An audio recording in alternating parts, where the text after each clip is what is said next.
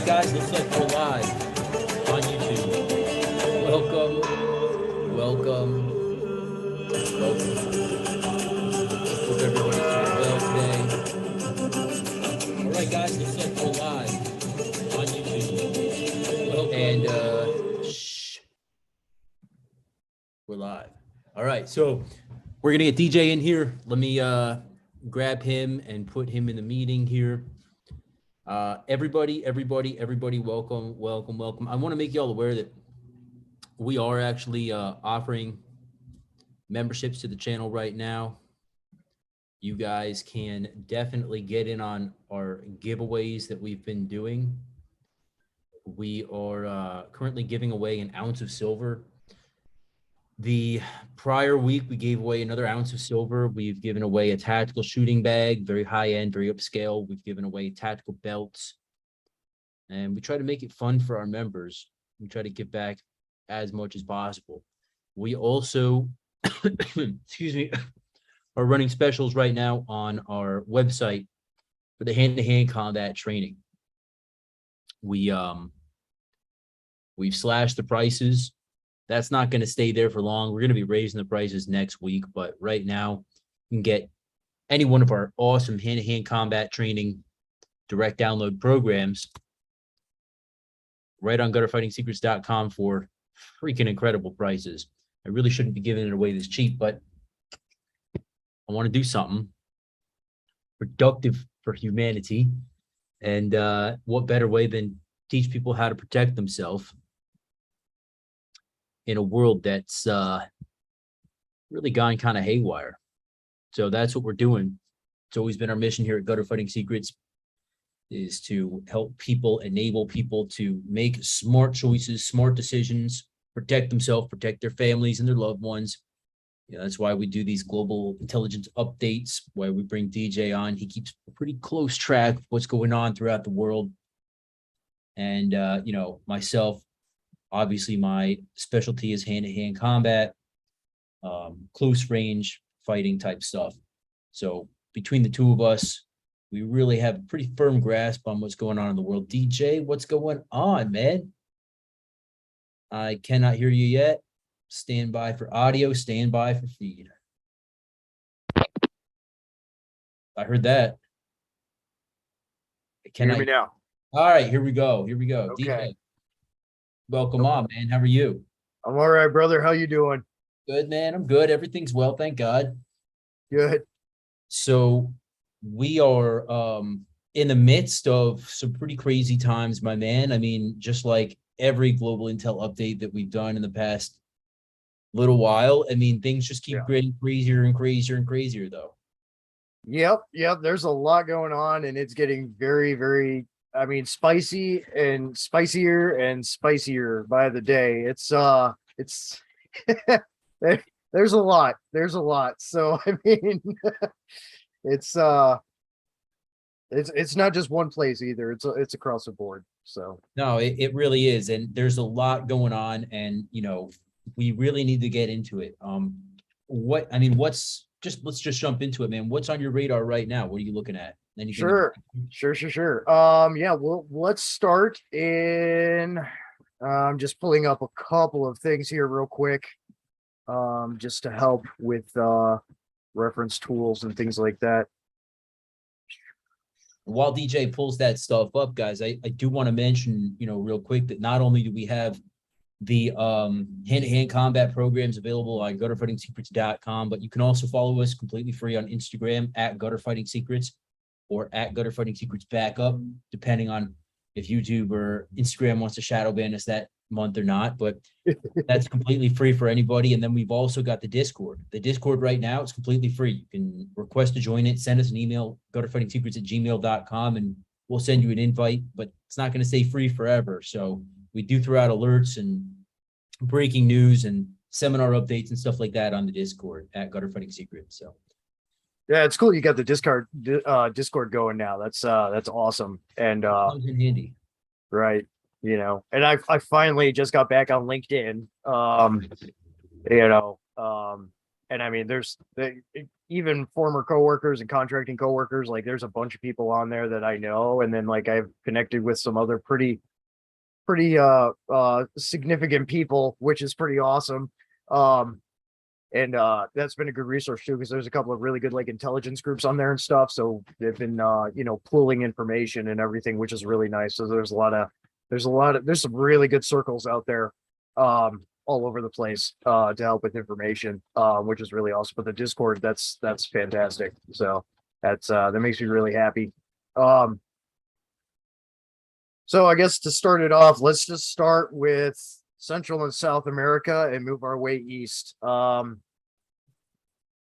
Severely and exponentially increasing violence in Mexico, with the cartel wars and everything, to the point where now even what were generally safe areas as far as like the resort areas and stuff go, like Cabo and a bunch of those places, they're not safe anymore for American tourists and tourists in general, foreigners.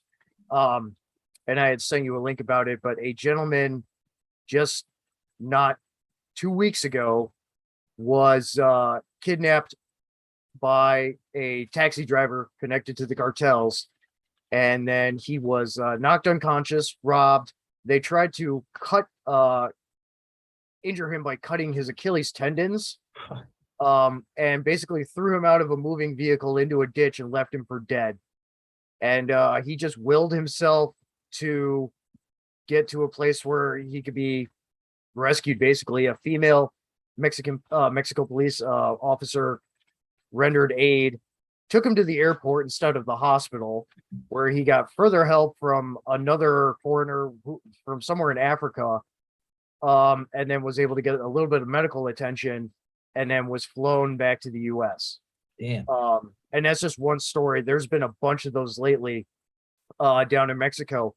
It is not safe for tourists down there right now. I do not recommend whatsoever going to Mexico for vacation or anything right now for tourism. It's too dangerous right now. Crime is skyrocketed and the cartel wars are out of control right now. And it's going to start bleeding more and more over the southern U.S. border. So can you still hear me okay? Yeah, loud and clear, we're ready.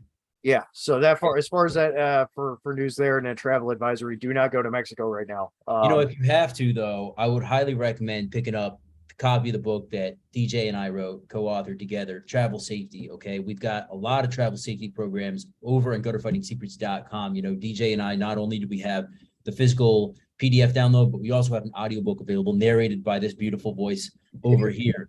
And it's an amazing resource. All right. This is stuff that's taken from, DJ and I have traveled the world, not only doing, close protection type stuff, but, other things as well, and personal pleasure as well. We've run the gamut. I've been around the world and we've seen some shit. So we put that all into the book.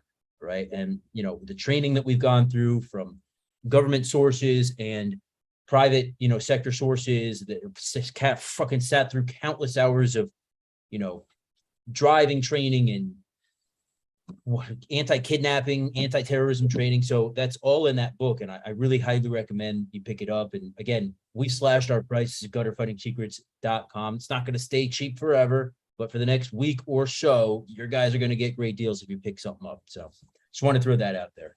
Yep. Yeah. Thanks, sir. Thanks for, putting that self-funded advertisement out there. I appreciate it. Yeah, we put a little work into that. We also at Gutter Fighting Secrets, we will put together travel advisory packets and dossiers for people who are wanting to travel to maybe not the safest of places. We'll give you recommendations apart from information and intelligence from various government entities and network resources and things like that to give you a comprehensive package on what's happening on the ground there. So that's something else that we do. And yeah, no, and it's, if you have to travel somewhere, you're intent on traveling somewhere, like a couple of years ago, I had to go to the Middle East, and it was like, okay, well, this is going to be a little sketchy. So what I did was I did a lot of research beforehand. This was actually right before the pandemic when Iran was, Iran and Trump were getting into it together, and just to say the least, in certain countries, it was sketchy, right? So Yeah. what did we do before we went? We put together a comprehensive,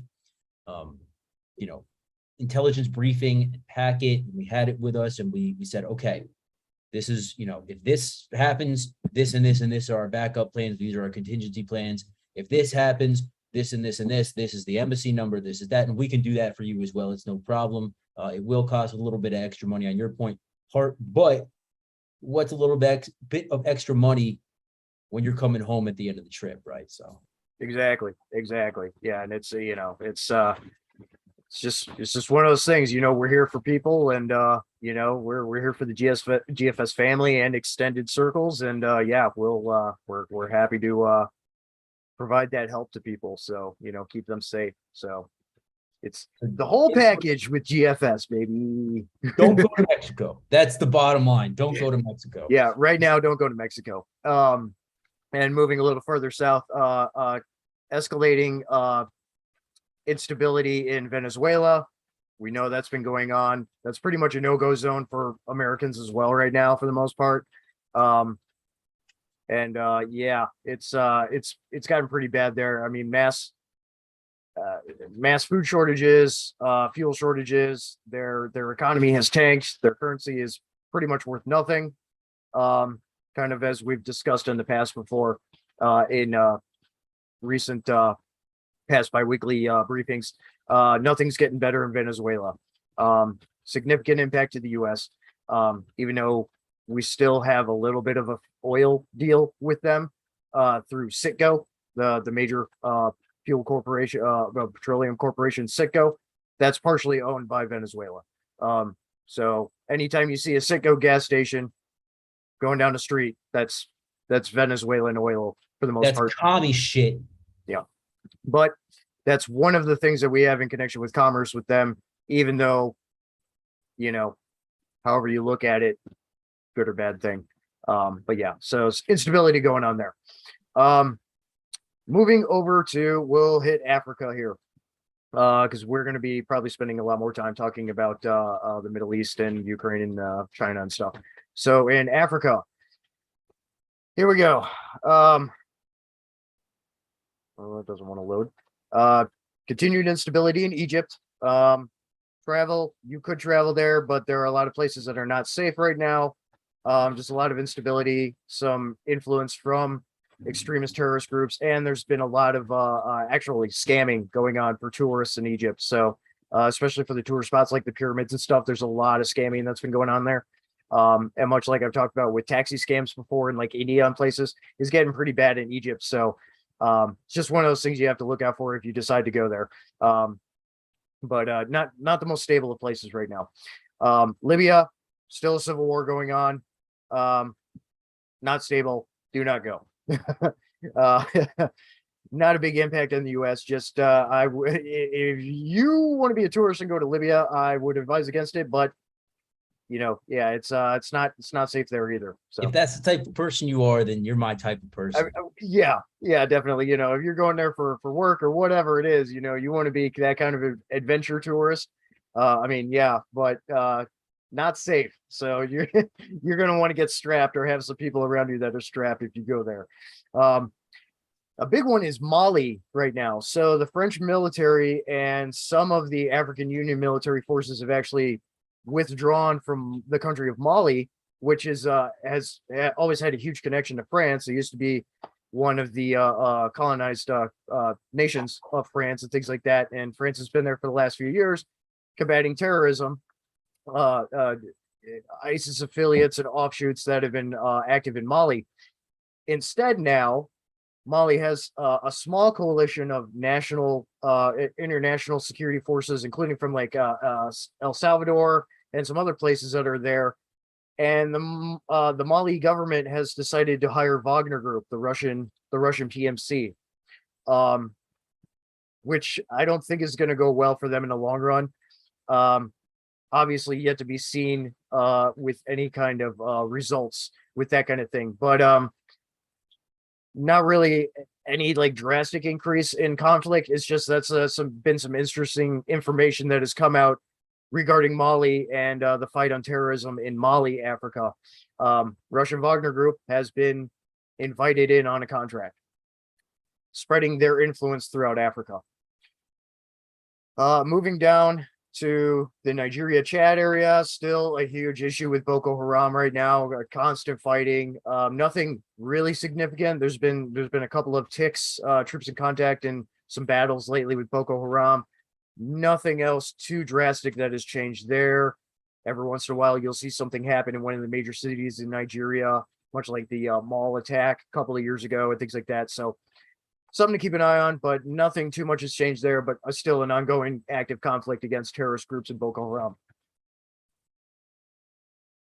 Talking about Russia a little bit, the Central African Republic, continued instability in the Central African Republic, the conflict between government and militia forces, and then your Muslim and Christian forces all fighting each other in this big mixed match thing. Wagner Group has been there, but they performed very poorly. Also in Libya, Wagner Group has been in Libya as well, and they've not done well. They've lost quite a few operators in Libya as well. In Central African Republic, Wagner Group was brought in to train CAR forces. Not much in the sense of results. There's been a lot of attempts at diplomatic negotiations and, you know, coming to the round table to talk and things like that between all these forces and entities, and fairly loose and unstable partnerships in some ways and agreements in others, but there's still active fighting going on throughout the country. Another place where there is Russian influence, but they haven't really, proved their mettle, so to speak. Instability in the Democratic Republic of the Congo, just to the south. That's been an ongoing thing. Obviously, there are something like 35 different rebel faction groups operating throughout the DRC, fighting the government, and also now recently coming from the border of Uganda and Rwanda, there has been Islamic militants moving into the DRC. So the spread, the Islamic extremist terrorism has been spreading throughout central tropical Africa and down the eastern shoreline of Africa, the eastern side of Africa. Civil war in southern Sudan, that's been ongoing. Not seeing the genocides like we were with Darfur and things like that, but still active conflict going on between the Janjaweed and the government and native ethnic forces and militia groups. Continued battles going on there. Another big thing that happened just recently is some of the in Mozambique, so further south on that eastern side of Africa, in Mozambique, just a couple of days ago, there was multiple ISK, so Islamic terrorist ISK attacks in Mozambique. A couple of them targeted the precious minerals, the ruby mines, and some of the other gem and precious metal mines operated by Indian and American mining companies and South African mining companies in Mozambique. A lot of people died, and there's been a serious uptick in attacks in Mozambique, in Namibia, in Uganda, in Rwanda, and Rwandan forces are also down in Mozambique right now. Very, very volatile and developing situation there that people need to keep an eye on. Yeah, it's not good. There's also a elevated terror attack advisory risk in South Africa, in Pretoria and Johannesburg.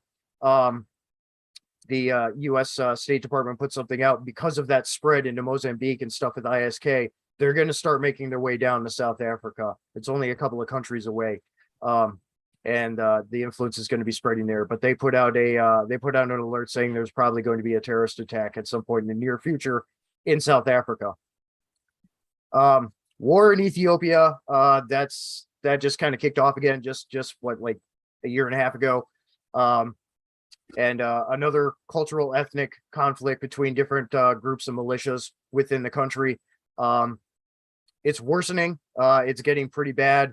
Food shortages, famine is becoming an issue again. Hopefully we don't see too much genocide, but it's a worsening situation, also developing conflict that needs to be kept an eye on.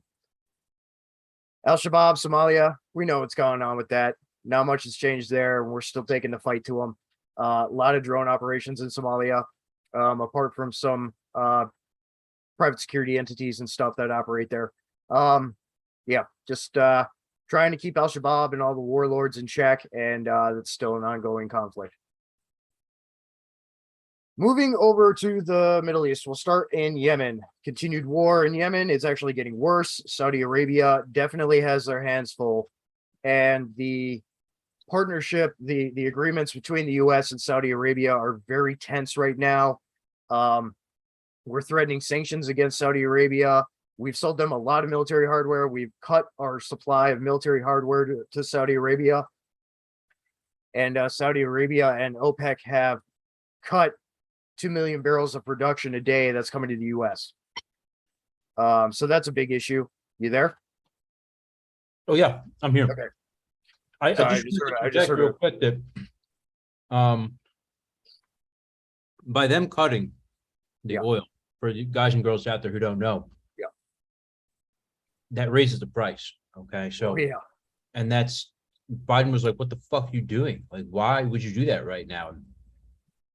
They were saying, oh, you know, but fuck that. All right. Yeah. But it's a problem because gas prices, I've seen them go down like 20 cents in the past like week and a half, but they had jumped up before that 30, 40 cents, you know, and you might see a little bit of a dip and then it's gonna skyrocket again. This I'm holiday paying $5 season, a gallon out here. oh Jesus Christ. That's awful. I think right now it's somewhere sitting right around like 360 a gallon for us. But with the holiday seasons coming up and everything, you're gonna see a spike in prices again. You know, typically around that time of the year, it goes one way or the other. It's in a somewhat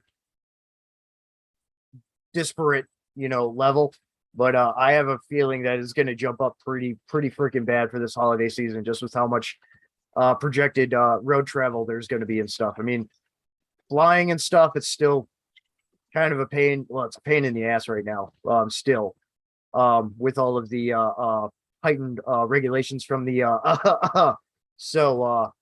that makes flying difficult still, especially outside of the country. But I mean, people are still flying and stuff, but people are getting back on the road and driving all over the place. So with these increased costs, it's just everybody's going to be pissed off. So it's not good.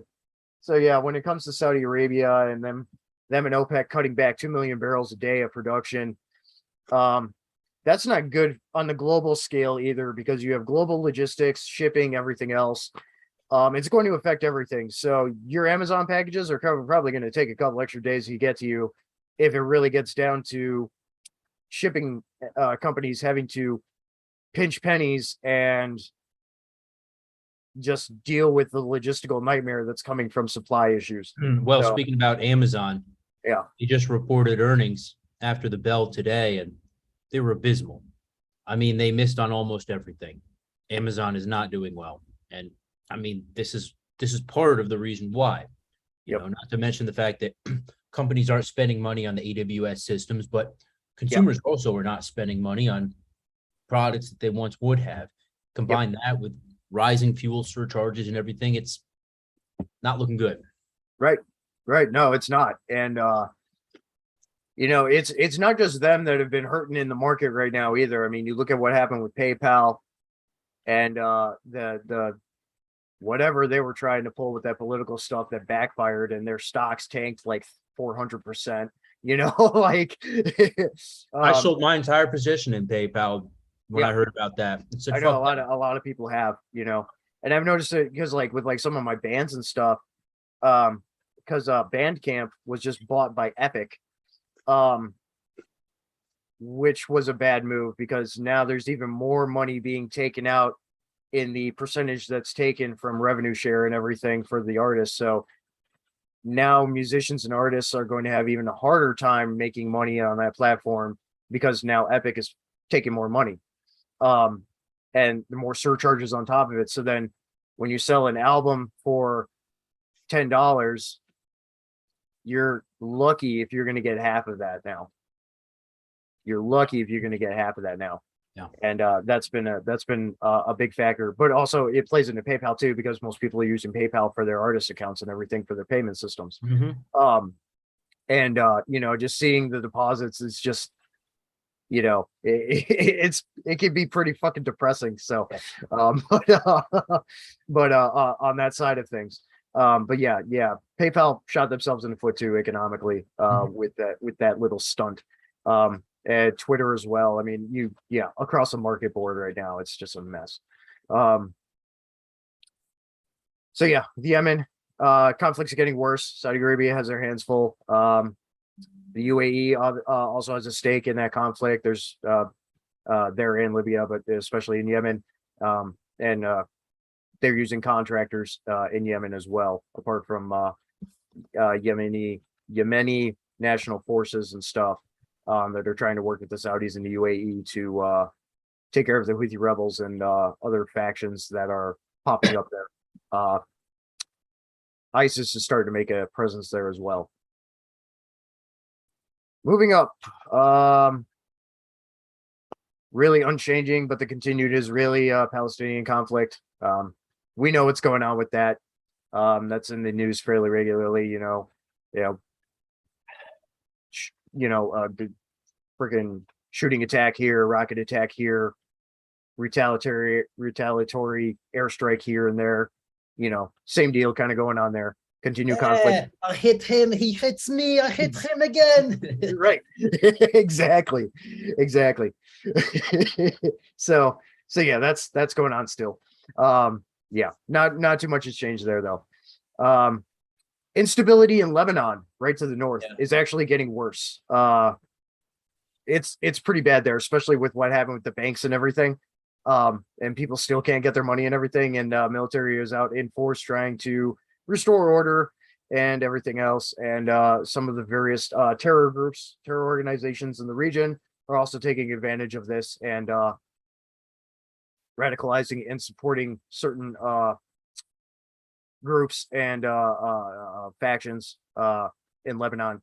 So hopefully we don't see it, but it may turn into a full-blown war here shortly, with an attempt to coup and take over the government. Yeah. Something to keep an eye on there. Conflict in Syria hasn't really changed. Still a little bit of a small U.S. presence there, small Russian presence there. Assad is doing his thing. FSA, Free Syrian Army, is doing their thing. ISIS is doing their thing. Still fighting going on. Not much has changed otherwise, though. Also in Iraq, not much has changed since the last time we talked about that, with some of the political tension that was going on. They're still dealing with the residuals of ISIS, Zarqawi's ISIS and stuff there. Not much has changed otherwise, though. A lot of Iranian influence, but right now, and we're going to talk about that right now, Iran has their own problems. Iran is it's getting interesting over there. Yes, it is. Not only have we had naval on the seaside, naval confrontations in the Suez Canal and stuff lately with Iran, and them trying to take one of our unmanned sea drones, like one of the patrol drones that we use around our ships, with our fleet operations. Obviously, with what's been happening with, I guess you could call it a new revolution in Iran. It's significant, obviously, and there's global support for the revolution that's going on, because of the women that were killed in these detention and re-education centers by modesty police and stuff, and the current mullahs and government that's in place and everything. Yeah, it's bad. I mean, it's mass riots in the streets. It's now escalated to ambushes and attacks and things like that. Constant fighting. We talked about last time what happened in the prison and stuff. So yeah, that's an ongoing thing still, and Iranian, Republican Guard and all them. They're trying to restore order, and things like that. But I mean, the people aren't having it. They're fed up. They're fed up, and it's going to keep going unless the government just kills everyone. It's not going to stop.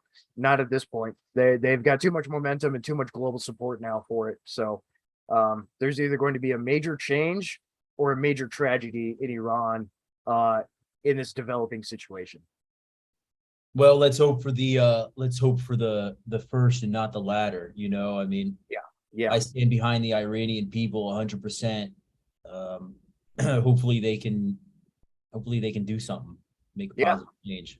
Absolutely. I've met 2 or 3 Iranian people that have managed to get approved to come here to the United States in the last couple of years, and they love it here, which is awesome to see. And but it's always fun talking, culture and everything, and how awesome the food is there, their food and everything, and all that stuff. But they're really nice people.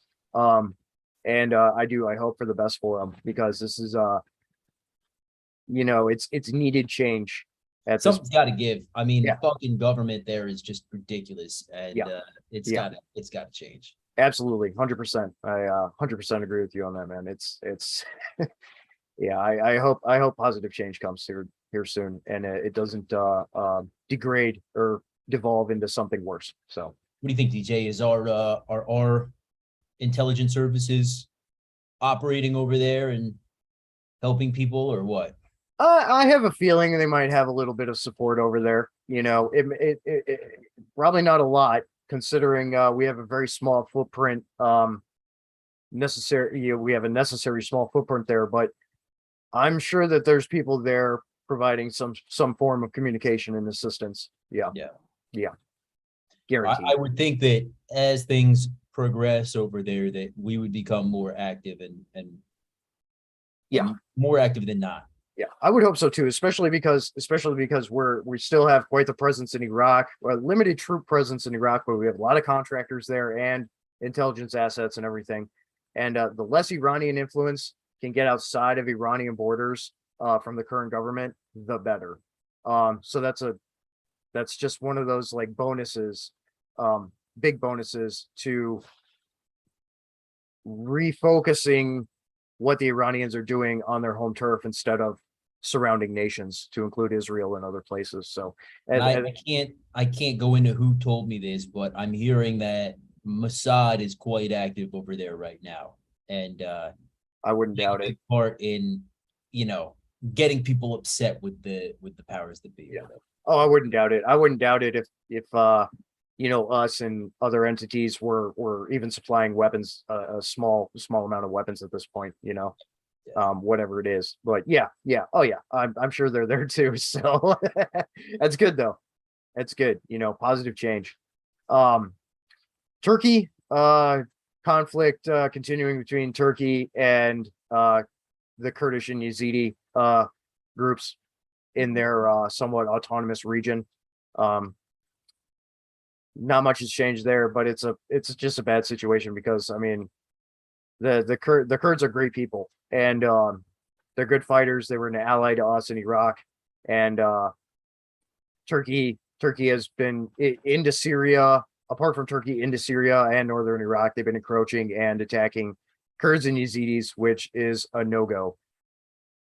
Turkey being a NATO member, it creates problems. Because Germany, the US, and other countries actively support and supply the Kurds. And yet Turkey turns around and goes against them when they're supposed to be an ally and supporting them. That's a long-standing conflict though between those groups though. So not much has changed there, but attacks have continued on the Turkish and the Kurds part against each other. Just something to keep an eye on too, if you're interested in that kind of thing. Last time I was in Frankfurt, I went into this nightclub. It was a Kurdish nightclub, and it was an interesting place. But I walk in, and the doorman, he goes, he starts speaking in German. I go, bro, I'm American. I don't speak German. He goes, you're American. He got so excited. And he called his buddies, and like 3 other doormen came over, and they were like, "You're American?" I'm like, "Yeah." They're like, "Oh, come in, come in." And they put me and Jen down in like a special VIP section, and it was awesome. I mean, Kurdish people really love us. Dude, yeah, amazing. And I've made friends, and he's got a YouTube channel called CivDiv, Civilian Division. Ex-Marine, he was fighting. He had joined and volunteered with the Kurdish and Yazidi YPG forces. Yep. He was there for a couple of years fighting in Sinjar in Iraq and in Syria and stuff. Great dude, great content too. He was just in Ukraine not too long ago too. We'll get to Ukraine here in a bit. But now he's in Indonesia right now. That's where his fiance is. So he's in Indonesia, but he had come back to the States for a while, but he's going to be going back to Ukraine, but he was there for a while. And yeah, he loves those people. And I mean, I do too. I mean, the little bit of interaction that I had with the Peshmerga and stuff, it was awesome. Great fighters, great people. I mean, so it's a really bad situation, and Turkey really needs to stop playing both sides. They need to get it together. Erdogan needs voted out for one. Oh yeah, big time, and they need to reform how they're doing things, because it's not helping anyone. They're just causing problems for everyone. Yeah. Especially themselves. So it's a big thing. Yeah. Moving over, Nagorno-Karabakh, Armenia and Azerbaijan conflict. A little bit of escalation again on the border between the two nations. Not too much has changed, but they're still shelling each other. They're still shooting at each other, having little ticks, little battles, even though there's various peacekeeping forces there on both sides trying to maintain order and things, but they're still fighting. That's ongoing, and supposedly it's unchanging, but I have a feeling that it's going to escalate into a full-on war again. Just with the rate and the intensity, the tempo of these attacks and artillery strikes and everything. So yeah, it's it's a shame what's going on over there, but that's an old conflict. it is much like with the Turks and the Kurds and everything. Yeah, the Armenian Azerbaijani disputes and conflict has been going on for a very long time.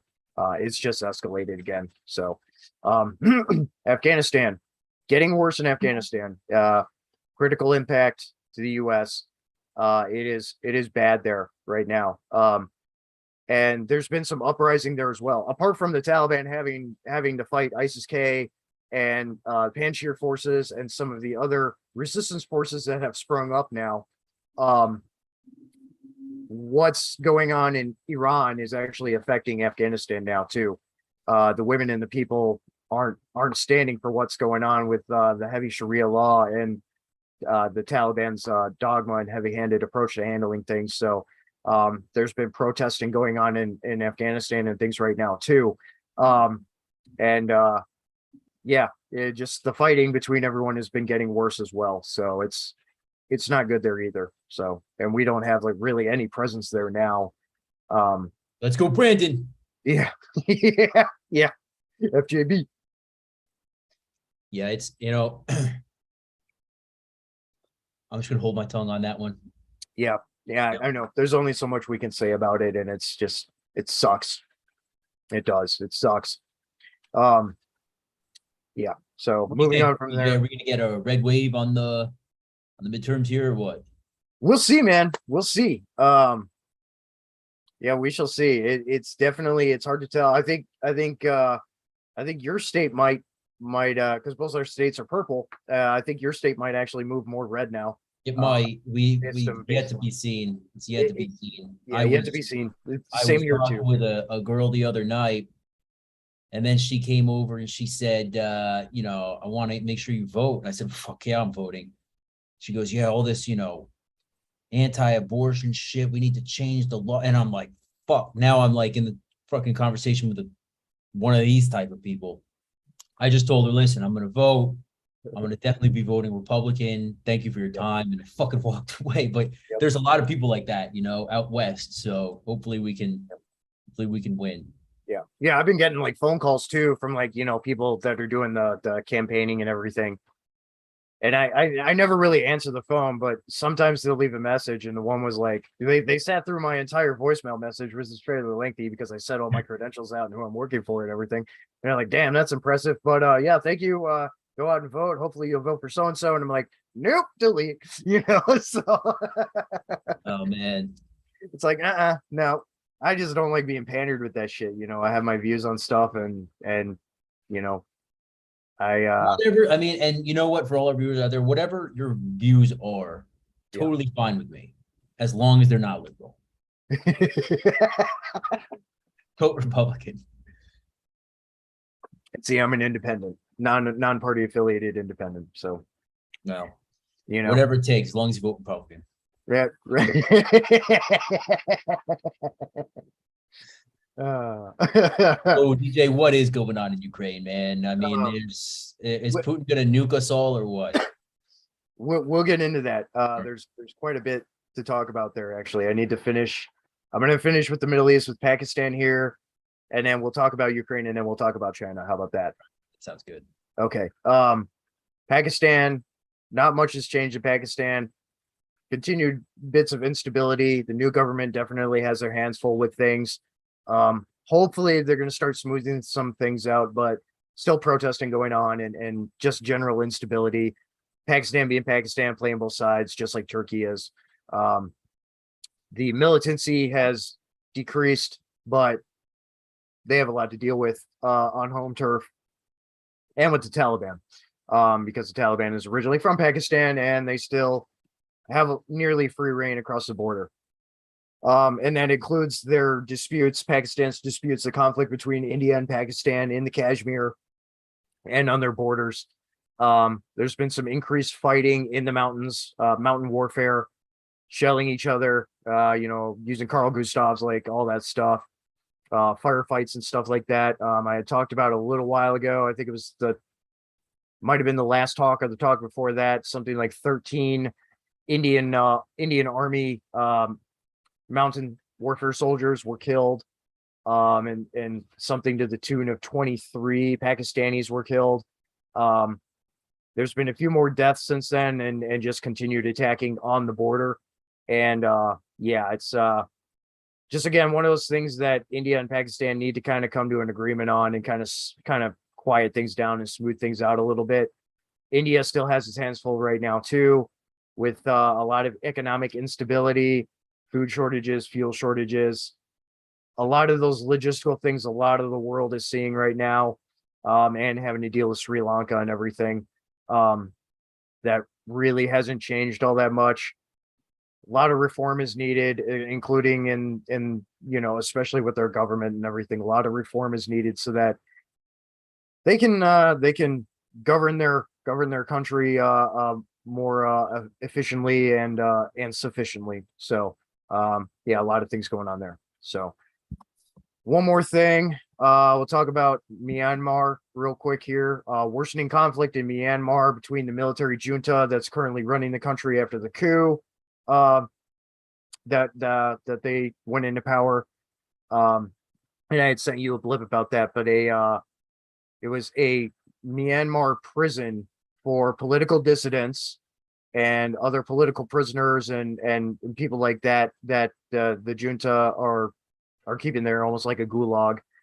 It was bombed not that long ago, and unfortunately some civilians and children that were there visiting prisoners were killed, apart from some guards and soldiers.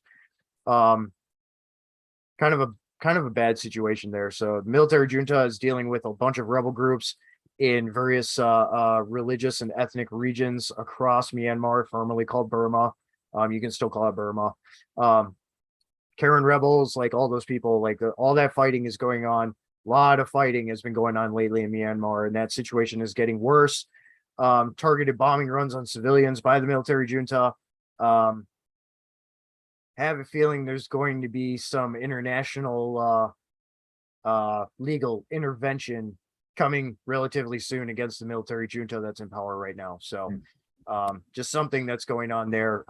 There's some American expats that operate in Myanmar called the Free Burma Rangers, and they work very closely with the Christian minority groups.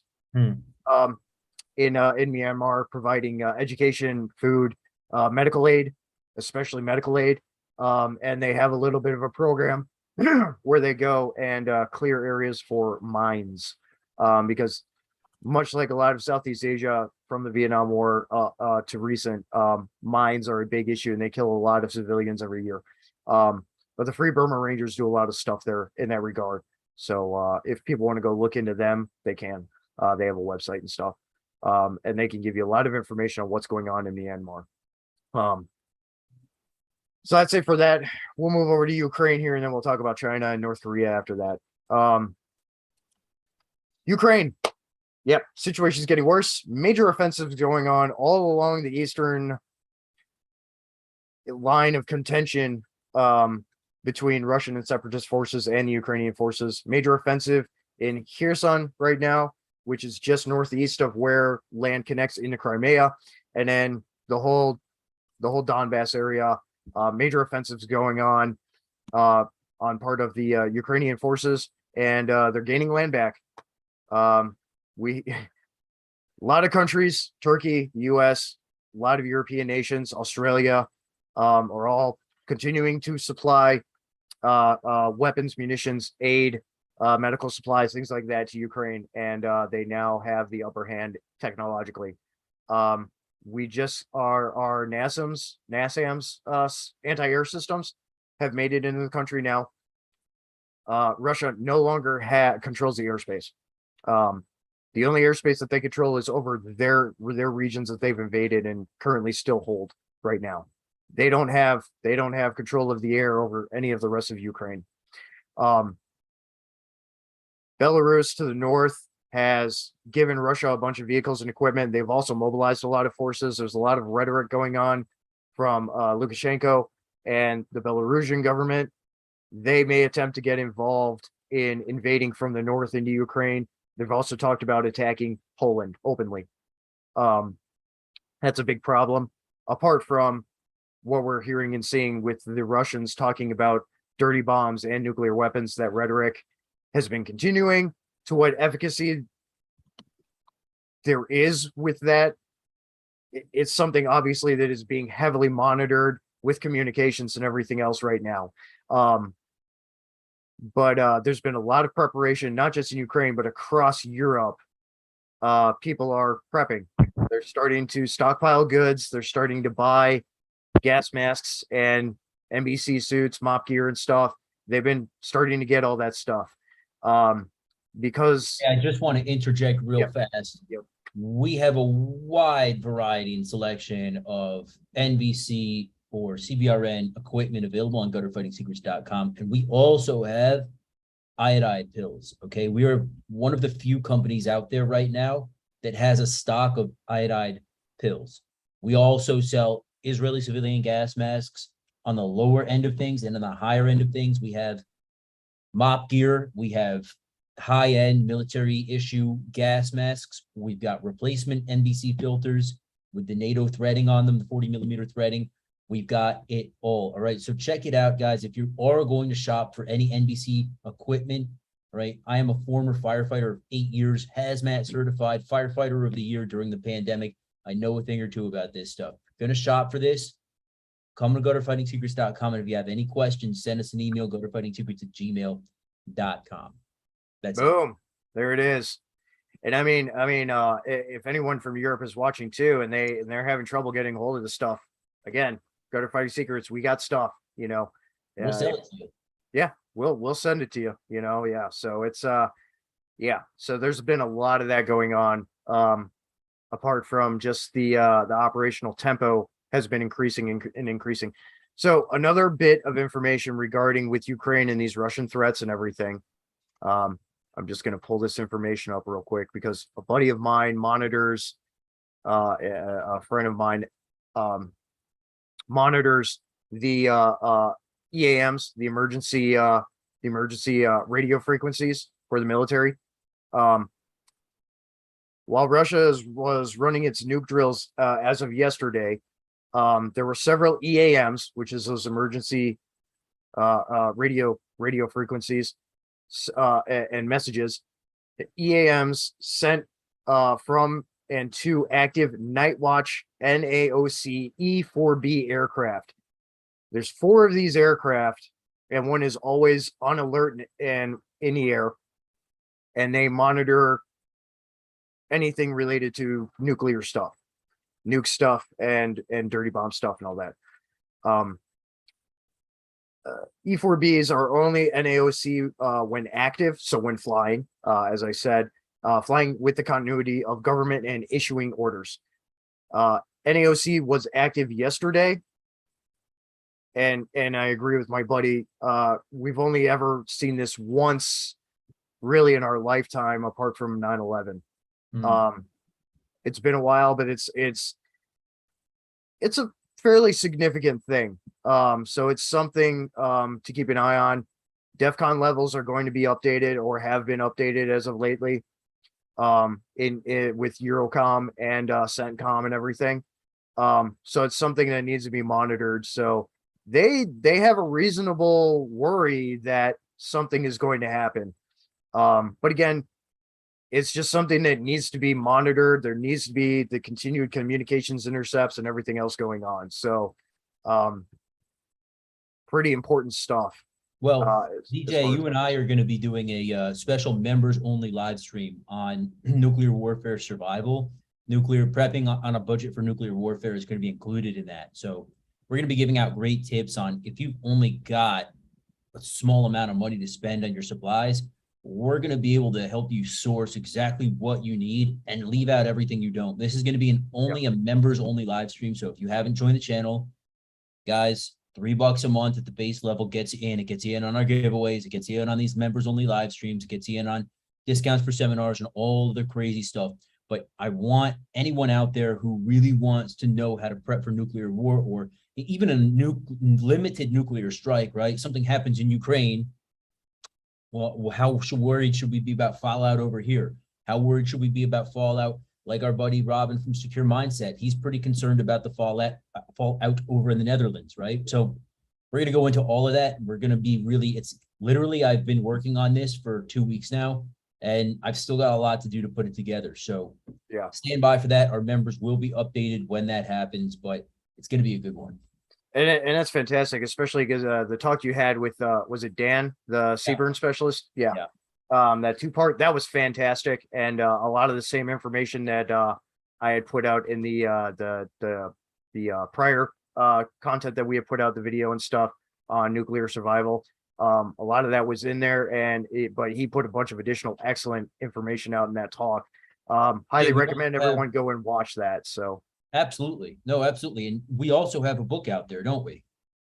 Yeah, I believe so. Or we at have a least book. another manual. Yeah. And it comes with a couple of extra PDFs as well. So again, go to fightingsecrets.com is the website. But if you don't want to, look at that and buy that, we'll just stand by, join the channel, and we'll update you as soon as the live stream scheduled. Yep. Yeah, absolutely. And there's going to be a lot of good information in that. So, and yeah, that's as far as with Ukraine and Russia and everything, that's what's going on. So Belarus is getting back into the mix. Eurocom has increased their alertness and deployment readiness. 101st Airborne are on the border of Ukraine in Poland and in Slovakia and in Romania and whatnot right now. So yeah, things have kind of stepped up another step, and alongside the active offensives that are going on in the country and the fighting and everything. So and I've got buddies on the ground in Ukraine and stuff, and yeah, it's been interesting. One of them I've lost contact with. I haven't heard from him in a while, but it's just because of the area that he's in. I hope he's okay, but I don't know. But yeah, so there's a lot of that going on. So yeah, there's just a lot to digest with that. And yeah, just readiness is important right now. So yeah, on all spectrums, right? I mean, whether you're active military, retired military, active law enforcement, civil service, whether you're a prepping, civilian, whether you're a militiaman, be ready, stay ready. All right. Yep. It's going to be really important, because if we do see something go down, it's going to be very important that all of us all right, on the civilian sector, on the civilian side of things, we're going to be the guys who step in and help your neighbors and help your family and help everyone else around you. If you have the knowledge, it's your duty to do so, right? And we want to give you that knowledge so that you can step up to the plate should the time come, Lord forbid, and be able to be out there and, you know, be an asset rather than a liability. Yep, absolutely. Yeah, yeah. Keep your networks, keep your circles up to date, run drills, whatever you need to do, and just monitor things as much as you can or want to. So And it's a daunting task. I mean, DJ Yeah. stays up late putting this information together, tracking things, different time zones. You know, I'm the same way. I mean, lately my attention's really more financial, but with the career change and everything. But it's the same thing. You know, it's a daunting task to stay up to date with all of this stuff and constantly be getting information from, you know, YouTube, from the news channels, from human sources. But we do it so you guys don't have to. So just keep watching and we'll keep you updated, you know? Yeah, and I mean the financial side is huge too, especially right now with everything that's going on. So I mean, It's very important right now. I need a vacation. You on that, man. I feel you on that. I'm taking a vacation in January, going to Winter Forge, gonna freeze my nuts off for 5 days and yeah. Oh, DJ, your audio cut out, man. We can't hear you. Check. Yeah, roger that. Good. Yeah, loud and clear. Okay, let me know. Let me know if anything happens. Okay, yeah. I want to try and make it out to Winter Forge. We just see what's happening at that time. Yeah, I've no got- worries, man. It's gonna be a 5-day course instead of the 2 or 3-day course last year. So Yeah, that's right. Yeah, because they extended the FTX and everything, which I would still come down for the FTX and everything, but I don't really need to go keep through the us- rest of that. yeah, no, keep us posted, man. I mean, but it's gonna suck. Yeah, embrace it. Embrace it. I did get a ECWS. Was it the EWIX? Yeah, extreme cold weather systems. I just got the pants and the jacket, man. So I'll be Oh, all okay. set. Oh yeah, you'll be Yeah. nice and toasty. Yeah. Yeah, you'll be good to Those go. things are fucking expensive though, man. I think I spent like $600 on the whole set. Yep, Ickwick sets are not. Discounts. Yeah, they're not cheap. Even the surplus ones, they're not cheap. I was looking at the gloves. I want to get the gloves to complete it, bro. They're like $200. Yep. You're better off getting go to like Sportsman's Guide and just look at the surplus ones because there's like He was Swiss- $200 on Sportsman's Guide, 197. Yeah, but there's like Swiss and Italian ones and everything too that are Okay, the same alright. like level and stuff. Or go to Varusta Leica, which is a Finnish like surplus storage site, and they also have like a bunch of like Finnish military stuff, which Yeah, cool. fantastic. Highly recommend. Yeah, you'll be good to go, man. You'll be nice and toasty. And that's Yeah. why I supplement a lot of my gear with like off the shelf civilian stuff because half that stuff is as good, if not better, than some of the surplus stuff. Now the Ickwick system is fantastic, but I mean, I'm used to like the cold, so like certain levels of like thermals and things like that, and I wear them under my uniform. I'm good to go. So it's like, yeah. But Woke up the other day, it was 64 degrees out. I fucking put a jacket on. I had a fucking beanie on, man. I feel like I'm getting so soft out here out west. yeah, last night here was about 34 degrees Fahrenheit out. Yep. Yeah, it was just in New York, man. And it got down one night, I think, to like 44, 43. And Yep. I was not a happy camper. It's coming, man. Alaska's already getting snow. Further north in my state already got snow, at least once this season already. That was an early snow for them. And like I was saying before, I have a feeling we're gonna get quite a bit this year for the season. So like places like Buffalo, out in New York and stuff, they're gonna see a lot of snow because they always get a lot of snow, but Yeah, they're they gonna do, see they get hit a hard. lot of snow. Yeah. So Apocalypse, there is not a desert version of Winter Forge or One Shepherd, but I believe they're working on that. Yeah. Probably within the next couple of years. They want to do it in Utah, in southern Yeah. Utah, and that would be amazing. I would love that. yeah, open a Charlie company out there. That would be pretty dope. Be amazing. Yeah. Because I mean, when I went out to it, when it used to be called NTC, the National Training Center for Desert Warfare and stuff, in the Army, I mean, a lot of boring stuff, but I mean, that was fun. And yeah, I mean, there's a lot to learn There's so much different from, woodland warfare and winter warfare when it comes to desert warfare and stuff. Subjectively, it applies to certain people more than others, but it's fun to attend. So Yeah, no, absolutely, absolutely. And know your theater, right? Know your area of operations and where you're going to be operating. So exactly, absolutely. So yeah, that'll be a good time if they get that going. That'll be really cool. In the meantime, yeah, I mean, check out. So Winter Forge is at the Alpha Company Combat Maneuver Training Center for the One Shepherd Leadership Institute, and that's in Missouri.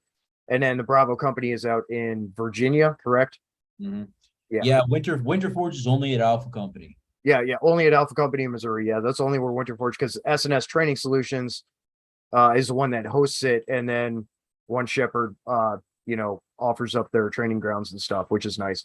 But as far as One Shepherd training, you got Missouri and Virginia as of right now. I've got 2 more semesters to go, and I'm light fighter certified. Oh, nice, Yeah, nice. the cadre there before you know it. Oh, dude, yeah. I don't know why they don't have you there already. Well, as, 2 more semesters to go, and I can apply. So that's sick. That's sick. You'll be rolling right alongside Brent and yeah, regular old green hat instructor. be a green hat and slay some bodies. Hell yeah. Mhm. That's good stuff, man. Yeah. So yeah. So closing out with Ukraine, yeah, all that's going on. So let's talk about North Korea real quick. So they've been escalating. They've been doing their ballistic missile testing. They've been launching more ballistic missiles, and there's been a huge South Korean and American joint show of force and training event that they've just recently done there. And but yeah, North Korea is kind of stepping it up with their aggressions and missile tests and things like that. Also, Russia, it was verified that Russia did approach North Korea asking for weapons and supplies, which is hilarious, in my opinion. Now Iran's been supplying them with a hefty amount of drones, haven't they? Yeah, Iran, and there were some Iranian drone operators in the Crimea, Hmm. helping teach Russians how to fly these Iranian kamikaze drones. Mostly they're kamikaze munition drones, loiter munition drones. Um, but a lot of those have been destroyed, and Iran's actually running out of them to supply them now. And actually, all of the Iranian advisors and drone pilots that were there got killed. So Iran is sending more to Crimea with more equipment. Um, Same fate's gonna happen. Freaking ridiculous.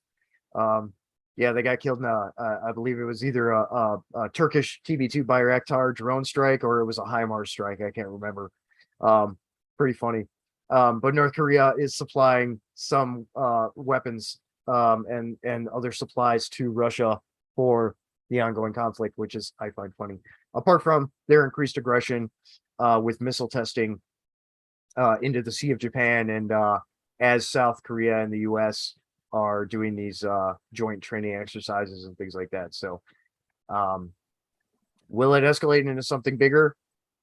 It's hard to tell, but with the way and the rate that Russia is doing things right now, and I feel like it's kind of emboldening Kim Jong Il Hmm.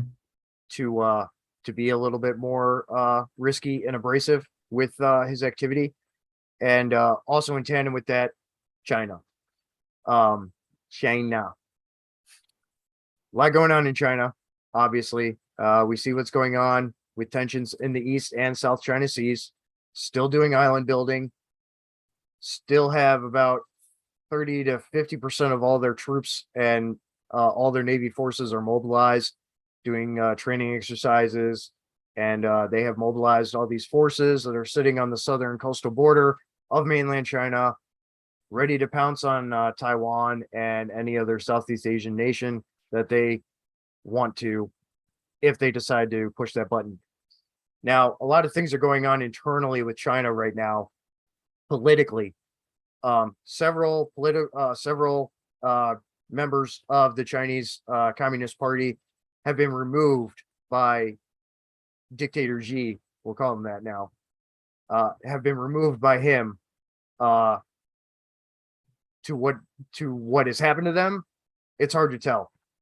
But it kind of looks like they're going back to the Mao days in China, which is not good.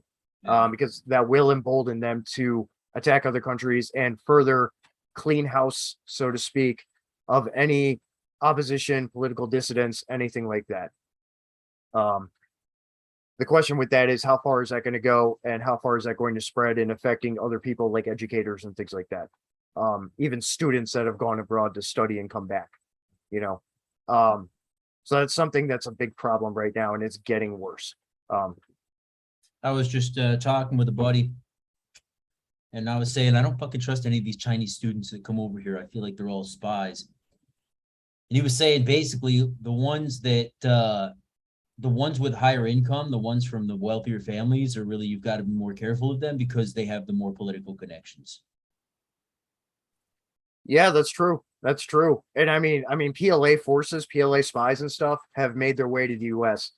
On the last contract I was working for the Federal Protective Service, occasionally I would get posted in a Social Security Administration office, and foreign students have to go there as one of the steps to get work eligibility to, like, you know, work in a restaurant or whatever while they're here and studying. Some of those students, and they all get issued a temporary Social Security number and card. Some of those students you could tell were PLA. Yeah. They got real nervous around people in uniform, and just the way they carried themselves, the haircuts that they had, and just certain behaviors and stuff, you could tell. Guaranteed there are some PLA and PLA spies and Chinese spies that are operating here. And we've seen some of the Chinese spy influence even with politicians. That one guy that was working, that one Chinese spy, you know. She was hot. Yeah. So I mean that. So I was at this party the other day, and the other week actually, and I was talking with this Chinese chick, sitting down, getting to know each other a little bit. We got deep, and I said, "Hey, do you believe in God?" She goes, "I believe in the Chinese Communist Party." Just like that, straight face. I said, "What?" She goes, "Yeah." And I was like, "Fuck!" Like, okay, all right. Anyways, change the subject here, but I never saw her again. I've never seen her again. So I don't know what the fuck that was about, but raised my spidey senses a little bit. Yeah. And this thing that we've been seeing with these covert Chinese police stations that have been popping up in multiple countries and in major cities. There's one in LA and there's one in New York. And then there's a couple in Canada right now. Canada has been pretty open about their connections to China, though. And China, there's a lot of Chinese that buy up a lot of real estate in Canada. That's a problem. Dublin, Ireland just forced the covert Chinese police station there to close, and they deported all the Chinese police officers. There's a couple of other countries that are moving in that direction as well. The US needs to make a stand on that too, because that's a problem and is illegal technically. So can't be having that. That's one of those other issues with China right now, is that. And what was discovered with investigation and documents that came forward about their activity with that stuff. Some of it is so Xi Jinping is really kind of reorganizing his government, and it doesn't look good. I mean, it just doesn't look good. No, it doesn't. It doesn't. You know, he's cleaning house, and these kinds of clandestine operations are more low profile, aggressive operations that they're doing with this kind of stuff. It's a big red flag. And the fact that these Chinese police stations are actively operating in multiple countries and major cities and stuff, part of it is likely to stay in contact with PLA spies and things like that, and be kind of a location, you know, outside of embassies, permitted embassies, outside of embassies, for certain people to go and for certain activities to happen and things like that. Again, they need to be shut down. Other things that are going on in China is the economic woes right now. They're continuing. I mean, obviously with the real estate sector and everything, and with the exponentially increasing issues with manufacturing being pulled out of China and moving to other places like India and Taiwan and Vietnam and other countries. lessening the manufacturing grasp that China has on the world economy. That's a big thing. China is getting desperate because they're losing billions of dollars now every year because of that. But it's a good thing at the same time because, you know, nobody likes cheap Chinese made stuff, you know, and just because of the party and what they're doing and everything in tandem with that, you know, it inevitably becomes a political thing, with how they act and everything and how that does affect their economy. Um, you know, so it's a big problem for them, and it's just causing more and more issues for them. And China's trying to assert their influence, much like Russia is in Africa and other places, and it's not taking. It's not going well for them, and they've become very desperate. So again, like I say in all these talks, continued monitoring, continued communications intercepts, sanctions. You know, private companies need to regulate, limit, or remove their ties with China and production and manufacturing and move it elsewhere. You know, everything factored across the board needs to come into play. So that's a big multifaceted thing that people need to understand. We don't like them around these ports. Not their government anyway. I mean, some of the Government. I like some the of the people. Chinese students I met were awesome. You know, they're Chinese great. people, And so it's, I get along with almost every Chinese person I've ever met. I've gotten Yeah. along with them, but Yeah. not the communist governments. I don't Nope. like guys. Not Nope. at all. Not at all. Not at all. Yeah. So DJ, did you hear about Canada now banning the sale and transfer and all of that of fucking pistols? Like Yep. what's going on there, man? That was that was literally the next thing I was going to talk about, actually, since we were kind of talking about Canada already with the China connection. Yeah, Trudeau being a dictator has put a stop to all pistol sales and transfers and stuff, and purchases and all that. And I mean, they're already going through a weapons ban right now already. You know, how many Canadians are actually, like, any sensible Canadians are actually going to give up their weapons? You know what I'm saying? It's They're tough. not. I'm sure you got to register them and shit, but I don't know, man. You know, registration leads to confiscation, right? So Well, I mean, well, whatever the equivalent of a 4473 form is for the Canadians up there, their government already has all the information on any legally purchased firearm anyway. yeah, legally purchased.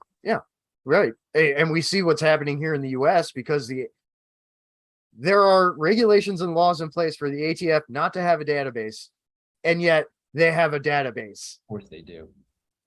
So it's, you know, it's a huge problem. It is a huge problem.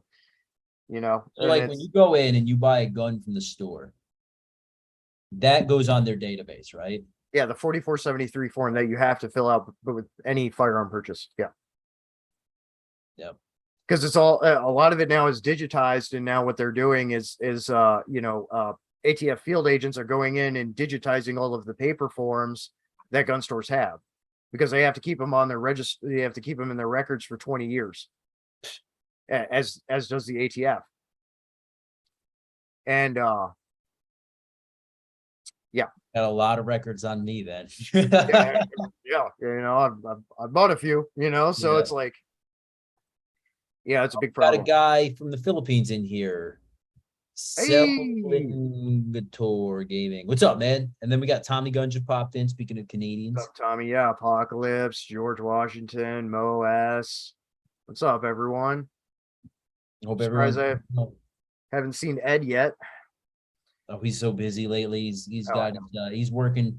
I'll leave it at that. I don't want to blow his spot up, but he's working a lot. So That's good though. That's good. it's good. You Making know? money, making moves. Yeah. Yeah, that's good. That's good.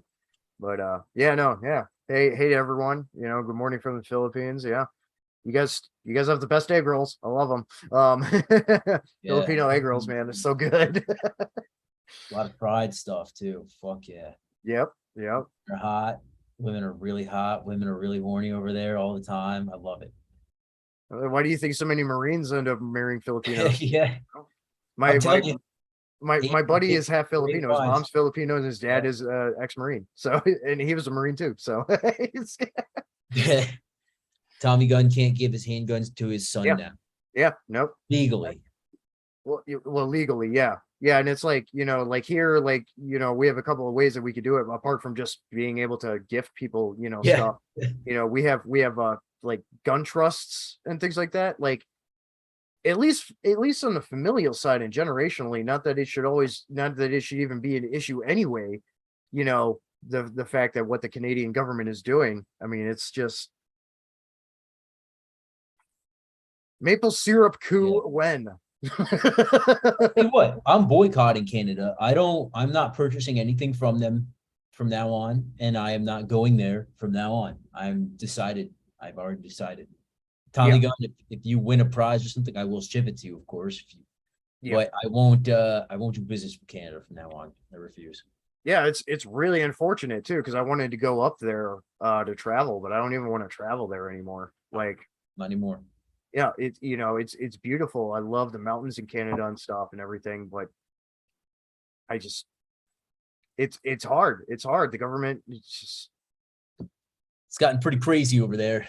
yeah, all handguns are registered. All firearms are registered. Yeah, legally bought, Yep. because Canada has a similar way that the US does when you go through the purchase process, and that's all on the registry, just like it is here, even though it's not supposed to be. So yeah, it's a problem. It's a big problem. And yeah, it's the kind of stuff that drives a man to drink. No. All this stuff's making me want to go out and buy another gun. Uh-oh. I've been spending too much money on that type of stuff lately. I know. I just bought Yeah. another. Actually, ironically, I just bought another case of Russian ammo for my AK. Oh, nice. yeah. Range I ammo. found a great deal on 9mm the other day, man. You have to buy 1,000 rounds, but you get it for $12.50 a box, which is some of the best deals out here, at least. Yeah, that's fairly reasonable. It's for a box of 50. That's fairly reasonable. Yeah, there are deals out there, and yeah, it's just takes a little digging because I like to do like 3 or 4 sites, like comparisons between their prices and stuff and everything, and yeah, one of them inevitably has better prices than the others. It just kind of depends. So Then there's you can worry about shipping, and that's a bitch. yeah. I mean, ammo ain't light, and if you're buying like a case or two or a can or two of ammo at a time, I'm sure your delivery driver just loves you for that. Yeah, right. This fucking patriot asshole again. You're gonna carry fucking 50 pounds of ammo to your door. At least it'll be hard for porch pirates to steal it, Be a bold porch pirate. It would be. It would be. It would be. And go ahead. Oh, Well, FAFO, yeah. Well, guys, there's a lot of training opportunities coming up out there. GFS has postponed our seminars for the time being. However, Orion Training Group, if you all are interested in communications, they're doing an online seminar. I just put this out on the Discord. I will always put out on Discord when I find cool seminars happening around the country, but they're doing an online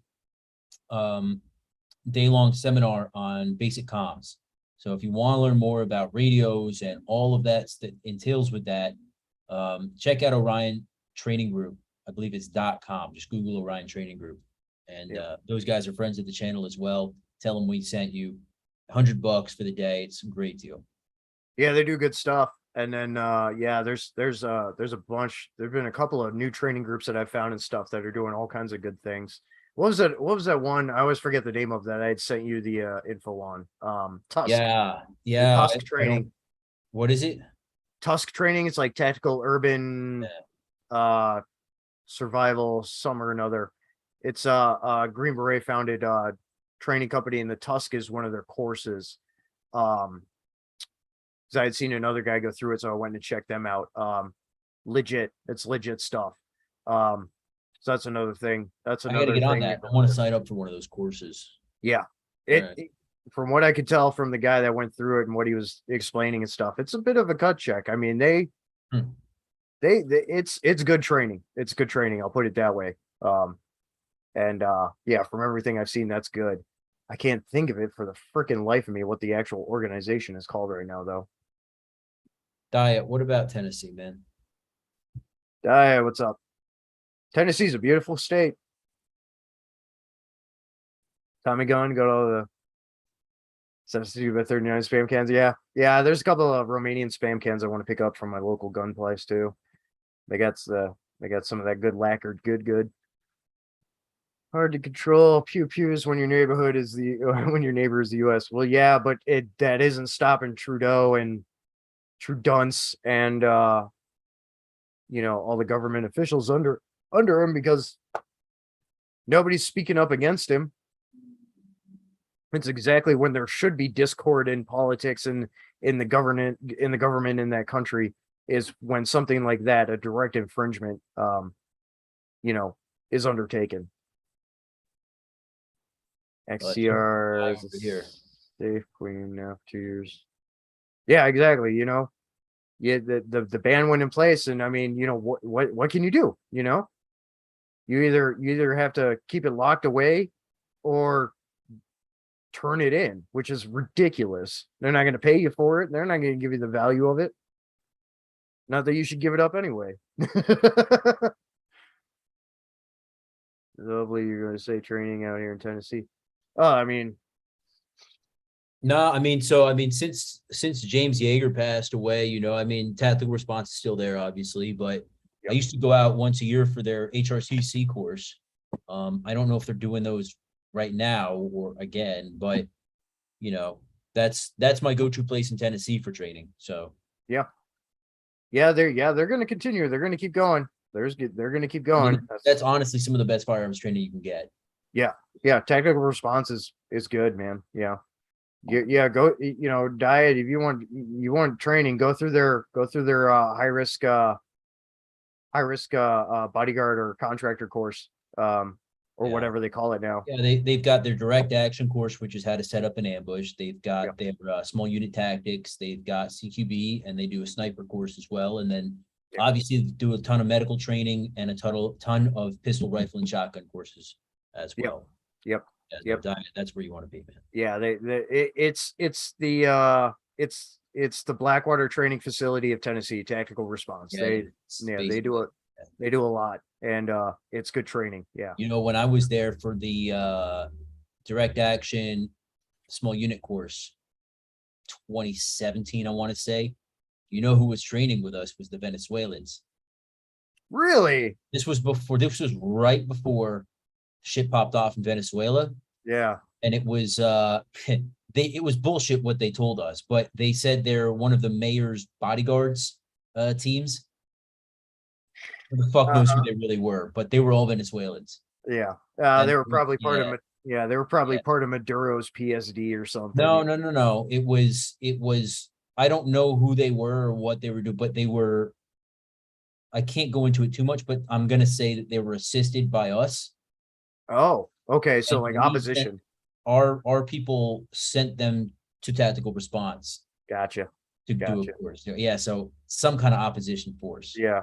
Well, that's good because I mean after the Silver Corps fiasco, I mean, fuck, dude. Well, those guys, like, who knows what the fucking real story was there. No, well, it was bad. Well, they were training. They were for that whole situation. They were training in Colombia. Silver Corps sent like 2 or 4 Americans down to Colombia, and then a bunch of Venezuelans and Colombians were training with those guys in Colombia, and nothing was secure, nothing was safe. It was just a shit show. It was bad. Yeah, finish brutality, man. Les was just down there doing his thing. I fucking amazed. Me and him were supposed to have a podcast before this last One Shepherd semester, but my fault. So we're gonna try to get him back on. He's a good guy. Les is very impressive resume. Desert Storm and all that. Yeah. Oh yeah. Yeah. And the brutality courses are great events, and I mean they have them here in the US too.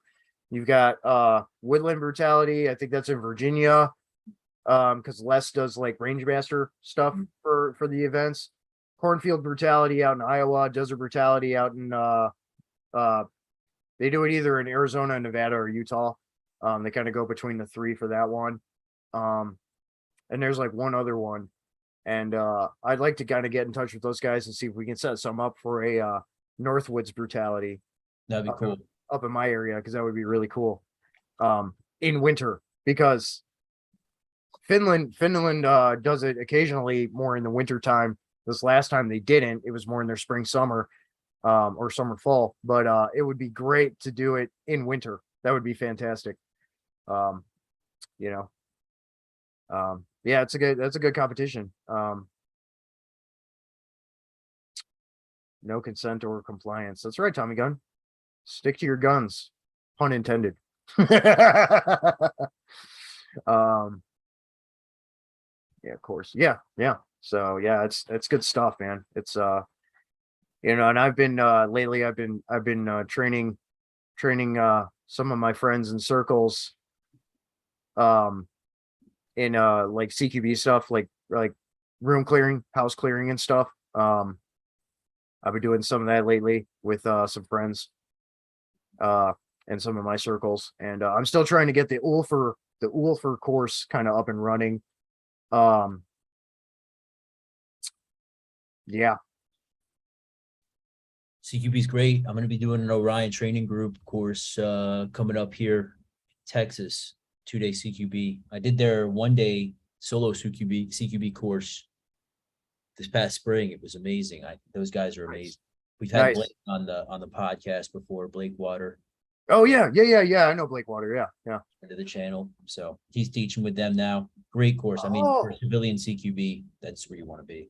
Oh, cool. I didn't know that. I didn't know he was instructing with them now. That's awesome. Yeah. That's Yeah. what I get for not being on the gram, I guess. Well, yeah, he's heavy on the gram, man. I know. But he's impressive dude, man. Built like a fucking refrigerator, ex Marine Recon guy. So Gotcha. Yeah. he just did a whole, I think it was a 3-day small unit tactics course with OTG. And he does a lot of their live fire stuff over in North Carolina. Nice. I approve. That's solid, dude. Yeah, so they have a course in Texas. Is that where they're based out of? Yeah, Ryan? I they're can't remember. between Texas, Louisiana, and then now that Blake Water is doing that, North Carolina as well. Oh, okay, cool. Very Yeah. good. Very good. Well, Very good. I got to run. I got an appointment here coming up this evening, so got to go take care of business. Gotcha. Yeah, I gotta be up early to go pick up my truck. I was getting a new exhaust put on it. Oh man, truck stuff, it never ends, does it? It doesn't, but as long as it's just this general regular maintenance stuff, because I mean it's an older truck and I live in the Rust Belt, so you gotta have to be proactive with it. But I mean, I keep taking care of these things. I got 242,000 miles on my truck, and I take care of it. So I'm gonna get another 200,000 out of it, no problem. So Nice. yeah. Yeah, man, my truck's getting up there, but I won't get rid of it, you know? No, I love it too much. I can't. I'm gonna turn it into an overlander truck. I'm gonna put like probably a 3-inch lift on it. I'm gonna Cool. repaint it. I have to clean up and undercoat the frame. Like I got a bunch of stuff I'm gonna do to it. So Keep taking care of it, it'll take care of you. exactly. DJ, it's been a pleasure as always, man. Thank you so much for your hard work that you put in for all of us. I mean, guys, I do want you to be aware that DJ literally spends a lot of time working on gathering all this intelligence and working on geopolitical updates for us. So, send him send him a thanks. Doesn't have to be monetary, right? Just send him a quick letter of appreciation. Follow DJ's channel on YouTube. DJ, where can we find you, solo? Yeah. So my YouTube is just DJ quote the Metalhead Mercenary unquote. DJ the Metalhead Mercenary. I'll just say hi in the chat here real quick, and then you'll see my name. And then I'm on LinkedIn, but that's just for professional circles and my networks and stuff. That's my only social media. So Well, if you are looking for a bodyguard, yeah, exactly. Yeah. he's on LinkedIn. So And I work for a couple of outfits, one of them being Gray Fox Investigations LLC. He's based out of Florida, but we operate all over the country and in like the Virgin Islands and stuff. So if you see this guy behind you in traffic, Might have I'll done wave. something wrong. Yeah. They're like, It's one thing I don't miss about surveillance, man. Getting up fucking 4 o'clock in the morning, getting home at like 8 at night. I don't miss that at all. Yep. No, yeah, and that's yeah, with advanced planning or doing active surveillance work with all that, thankfully I don't do a lot of that. I end up doing a lot of the photo, video, and audio analysis for primary investigators. I help out with that sometimes when needed, and then when we are doing protection details and stuff with advanced planning and threat assessments, but a lot of the rest of the time I'm doing analyst stuff and then some of the consulting, and then I help with other stuff as far as like intelligence and things like that. So yeah. There's a lot of different opportunities out there in the private intelligence field. So if you guys Yes, are there ever are. in that, hit DJ up. I have worked in that field as well, but DJ's even more versed than I am. So Yep. but Yeah. guys, DJ, thanks for coming on, man. Gotta run. Pleasure, brother. Next time, ladies and gentlemen, please remember that you were your first and last line of defense, and Stay adaptive and stay lethal. all right.